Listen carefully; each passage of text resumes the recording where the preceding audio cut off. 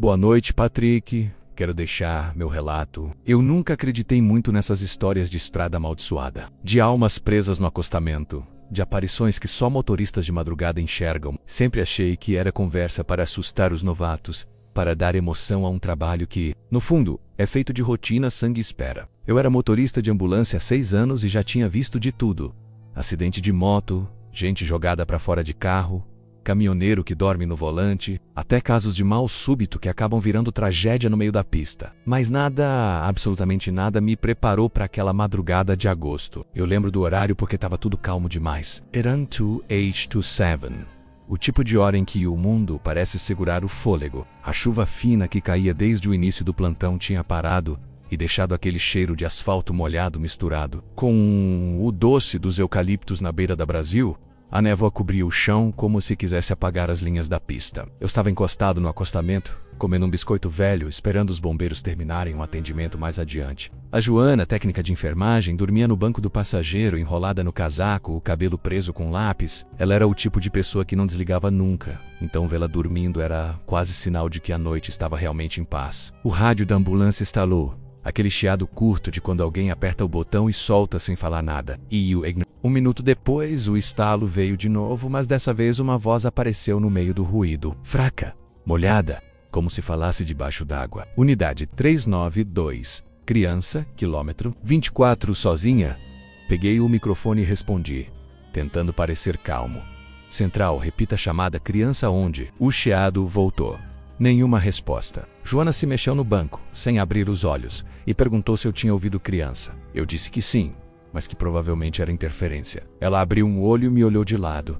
Se tem criança e sozinha na mesma frase, a gente não espera a confirmação.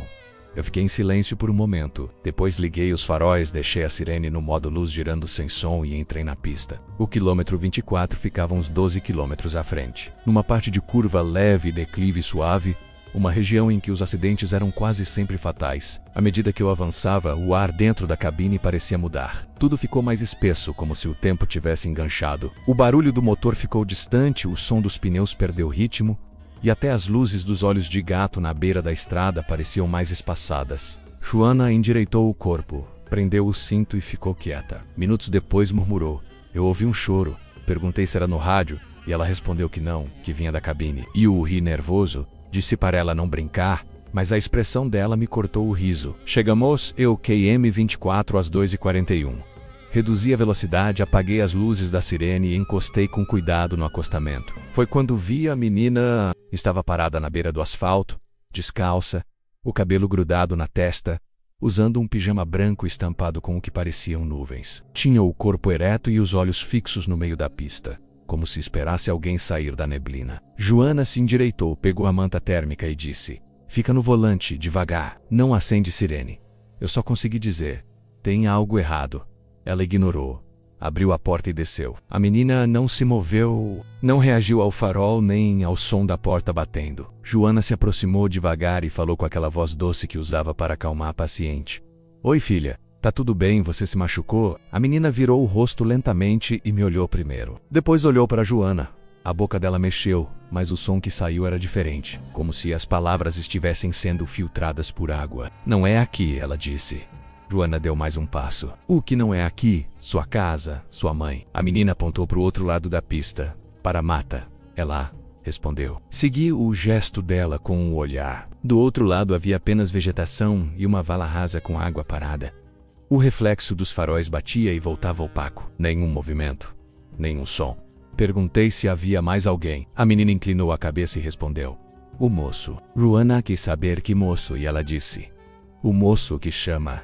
O rádio estalou de novo, e dessa vez a voz da central veio clara. Unidade 392, múltiplas vítimas no quilômetro 24, possível criança. Meu sangue gelou. Apertei o botão e respondi. Central, já estamos no local, mas não há veículo apenas. E o som foi cortado. No mesmo instante, a menina baixou a cabeça e murmurou algo que eu só percebi quando o ar ficou pesado e o asfalto pareceu respirar. Agora uma luz surgiu na curva menos faróis, 3 pontos de luz vindo rápido demais. O brilho me cegou por um instante.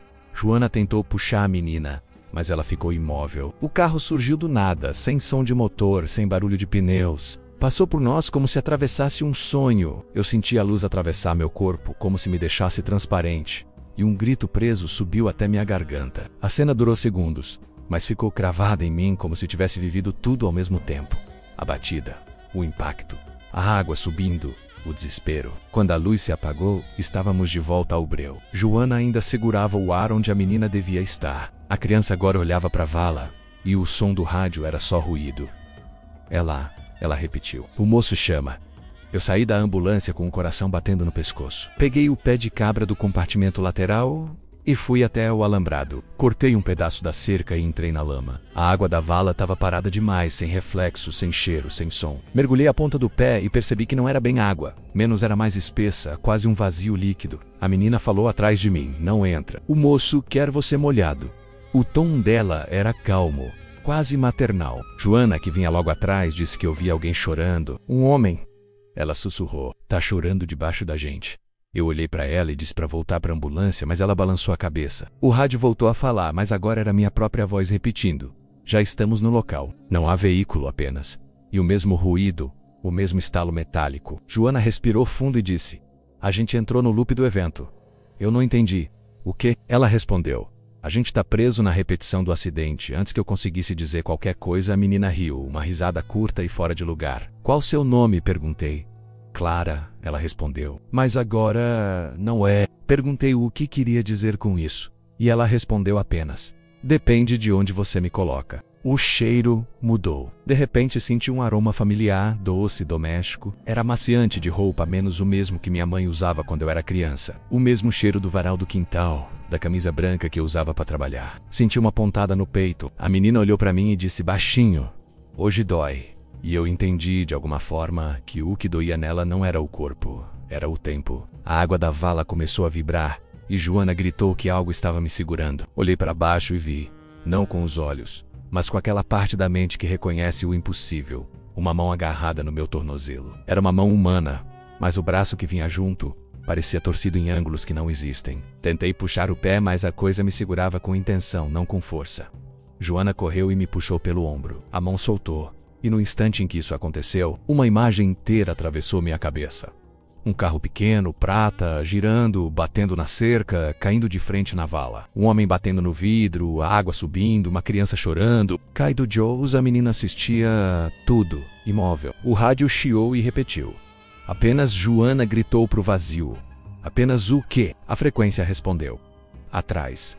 Viramos os dois ao mesmo tempo. No asfalto, um rastro de água atravessava a pista, indo do nada até a vala. Um rostro feno, como se alguém tivesse arrastado um corpo molhado. E ao lado do rastro, 3 batidas secas. Tá aqui, Clara sussurrou. Se eles veem, eles podem entrar. Se não veem, passam. Eu perguntei quem eles, e ela respondeu. Os que chamam. Nessa hora, as luzes de um caminhão surgiram na curva. O som veio forte, real. Eu levantei os braços, tentei sinalizar. O caminhão passou sobre o ponto do rastro e deu um salto como se tivesse atropelado ar sólido. Freou lá adiante e sumiu. O rastro no asfalto ficou mais grosso. Joana correu para a ambulância e começou a pegar cones e luzes. A gente precisa marcar.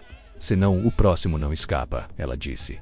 Trabalhamos rápido. Em silêncio, posicionamos os cones contornando o ponto morto. A luz de emergência piscava num ritmo irregular, e eu juro que a cada piscada a escuridão parecia se mover, irritada. Perguntei para Joana onde estava a menina.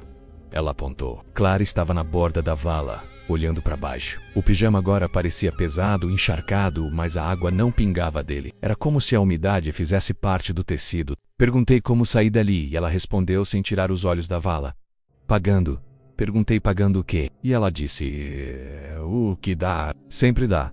Olhei pro pé de cabra e entendi, sem entender, o que ela queria dizer. Peguei a barra de ferro, caminhei até a beira da água sem água e enfiei a ponta ali. A sensação foi horrível, menos como se o metal atravessasse carne que não existia. Do outro lado, algo segurou, não com força, mas com vontade.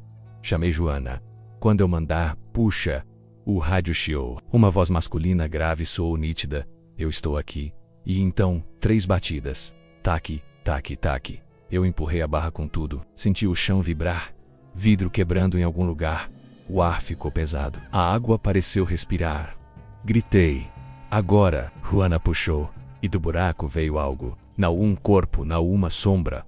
uma densidade, uma forma que era mais ausência do que matéria, caiu sobre o asfalto como um lençol escuro. As luzes dos cones refletiram um instante, e eu vi imagens passando dentro dela. O carro, a criança, o homem, a água subindo, tudo de novo.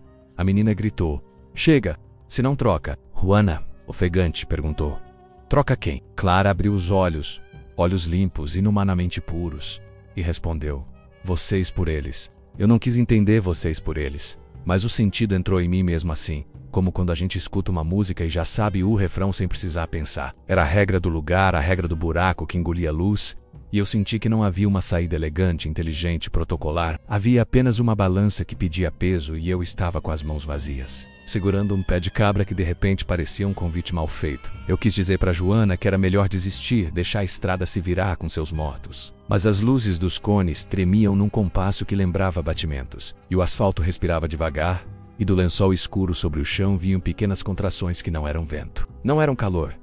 Era um esforço de um mundo tentando sair de outro. A Joana cobriu a coisa com a manta como quem conforta alguém sem rosto, e eu fiquei na borda, tonto, com a mão latejando por causa da força que fiz. Eu me dei conta de que estava chamando alguém pelo pensamento, procurando uma voz que não fosse a minha, e encontrei o cheiro do varal de casa. O amaciante azul, a minha mãe virando a camiseta do meu pai no tanque, a água caindo meus dedos miúdos brincando na espuma, e o varal rangendo. Aquele cheiro me puxava para uma memória que não tinha a ver com estrada, mas era a única ponte que havia entre o que eu conhecia e o que eu estava vendo, e foi por essa ponte que a voz veio. "Eu tô aqui." E eu soube que quem dizia não era um desconhecido. Era o tipo de homem que sabe pedir ajuda do jeito mais silencioso, batendo 3 vezes com os nós dos dedos, tac, tac, tac, como meu pai fazia quando chegava em casa tarde num código que era quase uma gentileza para não assustar ninguém. A Joana me olhou com um rosto que eu nunca tinha visto nela. Um rosto sem ironia, sem pressa, sem o humor que ela usava para dissolver o horror do plantão. E eu entendi que ela também estava ouvindo alguém, talvez alguém que tinha o mesmo tipo de cheiro, o mesmo tipo de gesto, e talvez por isso a gente tenha decidido junto, sem conversa, não puxar mais nada do buraco, não enfiar o pé de cabra outra vez, não cutucar. A gente desenhou a curva com cones e luzes, e aquilo era a única linguagem que eu dominava ali, menos a linguagem de deslocar carros e vivos para longe do ponto invisível. A menina Clara ficou de pé, quieta, como uma professora que observa o aluno resolver a conta e aceita o resultado parcial, sabendo que a prova inteira virá depois. Eu quis perguntar de quem era o carro, que ano tinha sido o acidente, se ela lembrava a placa. Mas as perguntas soavam bobas. Perguntas de quem confunde registro com resgate. Eu respirei fundo e pensei em sair dali, entrar na ambulância, dar meia volta e ir embora, e ao mesmo tempo uma sensação de dívida me prendia, como um elástico preso ao tornozelo, e eu soube que, se eu abandonasse a curva daquela maneira um dia, em outro lugar, talvez no retorno para casa, talvez no elevador do meu prédio, o elástico puxaria e me traria de volta. Porque esse tipo de lugar tem paciência que gente nenhuma tem. E espera. E chama. A Joana me sacudiu de leve e disse que era a hora. O relógio da ambulância marcava 13h19, mas o meu punho marcava outra coisa.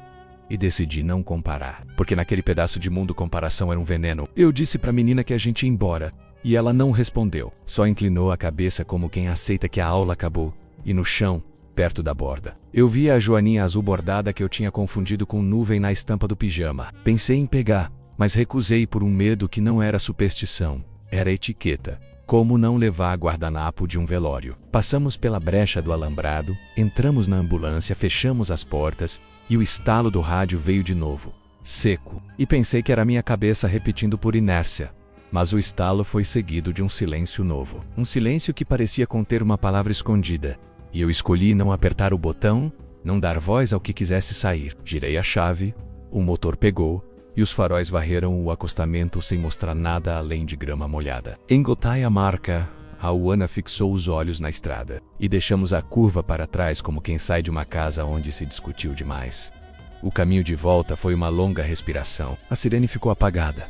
A pista parecia mais estreita, e todo farol vindo de frente me deixava em alerta como se cada carro pudesse atravessar meu corpo de novo. Eu percebi que dirigia levemente para a direita, evitando a linha exata do centro, como se o nada do quilômetro 24 tivesse se estendido por dentro de mim e eu estivesse desviando dele. Tambam. A Joana não falou até chegarmos perto da base, e quando falamos foi sobre a chuva que já tinha parado, sobre o cheiro de eucalipto, sobre a troca de turno, 2 pessoas que fingem normalidade para cuidar do resto da noite. Na central, um técnico mexia nos rádios. e eu perguntei qual era o problema. E ele disse que era um loop, que várias unidades tinham relatado uma repetição de trecho como uma gravação que ninguém gravou. E a palavra que ele usou, reflexo, grudou em mim, porque era exatamente isso que eu tinha visto na vala. Um lugar que, em vez de devolver a luz, come a luz e devolve só a vontade dela. Assinei papéis, anotei besteiras, fiz tudo que um homem normal faz depois de um turno anormal. Eu levei o rádio para casa e não tenho uma boa razão para isso. Posso inventar que era para testar, para limpar, para conferir. Mas a verdade é que eu não queria que ele ficasse sozinho entre outros. Rádios, eu queria um tipo de controle que a gente confunde com cuidado. Eu o deixei na mesinha do quarto, desligado, e mesmo assim o estalo veio 2 vezes ao longo do dia seguinte, quando a casa estava vazia e eu tentava dormir. E eu me levantei. Olhei pela janela, o sol alaranjado batendo nas fachadas, e senti um desconforto que não combina com a luz do dia. E pensei que esses lugares, esses pontos, ficam adormecidos quando a cidade acorda, e que, ainda assim, alguns barulhos atravessam. Passei o dia evitando abrir a boca sobre o quilômetro 24. E quando alguém perguntou do plantão, eu disse que foi calmo, rotina e fui fiel ao relatório oficial, que dizia patrulhamento sem alterações. Quando a noite caiu de novo e me pediram para cobrir o mesmo trecho, eu disse que sim antes de pensar 2 vezes. Não por coragem, mas porque a recusa teria um gosto de abandono. Voltei para a estrada como quem volta à casa de alguém para buscar a carteira esquecida e vi a curva. E não vi cones, nem manta e nem sinal de joaninha. E aquilo me deu um alívio feio porque parecia que nada tinha acontecido. E ao mesmo tempo me deu uma tristeza infantil, como quando você volta ao lugar onde jurava ter deixado seu brinquedo favorito e não encontra nem pó. Semanas passaram e eu desenvolvi um hábito ridículo que me protegeu. Bati 3 vezes com os nós dos dedos no volante sempre que a madrugada ficava muito quieta. Taque, taque. Taque como quem se anuncia a um silêncio que talvez tenha dono. Eu não recomendo isso a ninguém, mas comigo funcionou como uma oração torta. Também evitei ouvir certas músicas no carro, evitei pensar em varal, evitei o supermercado, onde minha mãe comprava aquele amaciante porque às vezes a porta que abre não é a do quilômetro 24, é a da cozinha da sua infância, e de lá para o resto é um passo. Eu levei quase 1 mês para admitir para mim mesmo que não tinha terminado. A sensação de equilíbrio pendente me seguia, como a conta pequena que a gente esquece de pagar e que vira neve de ansiedade. E foi numa madrugada em que eu nem estava de serviço que a conta tentou cobrar. Eu estava em casa, minha filha dormia no quarto ao lado, o pijama com desenhos de nuvens que pareciam joaninhas no escuro. Minha mulher roncava baixo.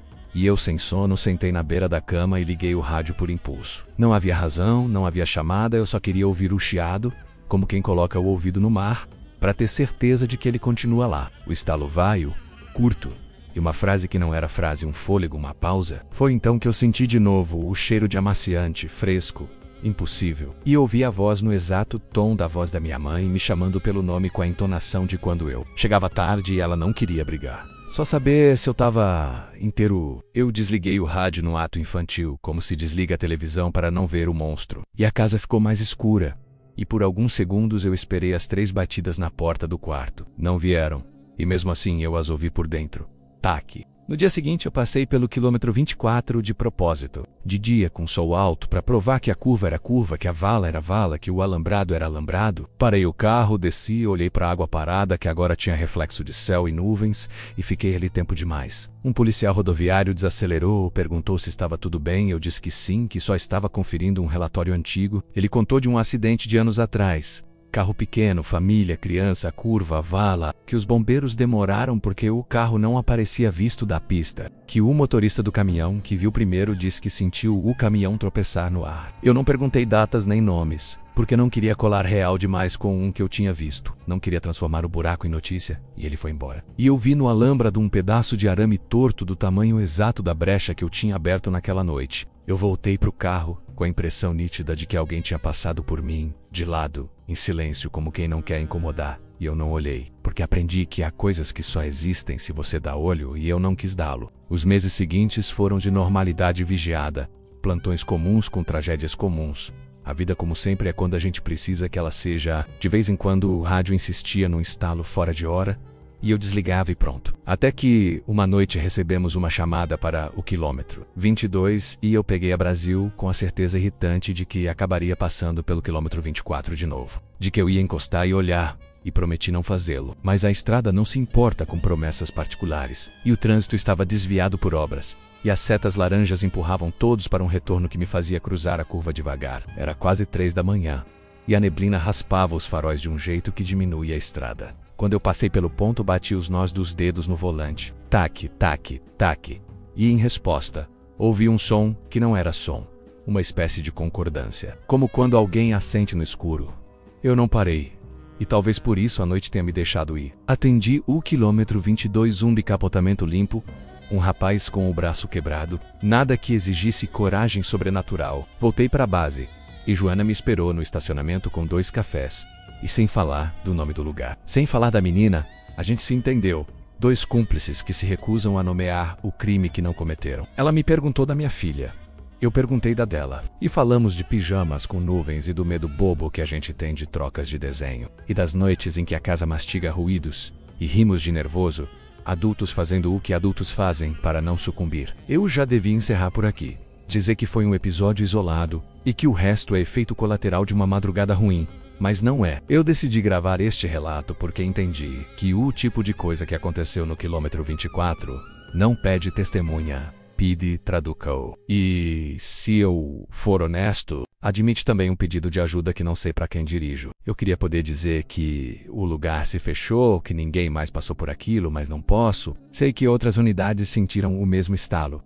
Que outras pessoas ouviram o loop. Que em noites diferentes alguém viu uma criança parada à beira da pista e decidiu não ver. O que posso dizer é o pouco que aprendi, e digo no mesmo ritmo de antes, sem pressa. Porque pressa naquele trecho é o que inaugura o buraco. Aprendi que há horas em que a estrada perde o peso dos carros e ganha o peso dos mortos e que isso não é metáfora para motorista. Cético é o modo como o asfalto respira coisas que a gente não quer nomear. Aprendi que existem lugares que mudam de lugar sem sair do lugar, uma gaveta puxada que não fecha. E que quando a gente entra meio centímetro para dentro desse outro lado, as regras são simples, antigas, sem apelo. Se você vê, você é visto.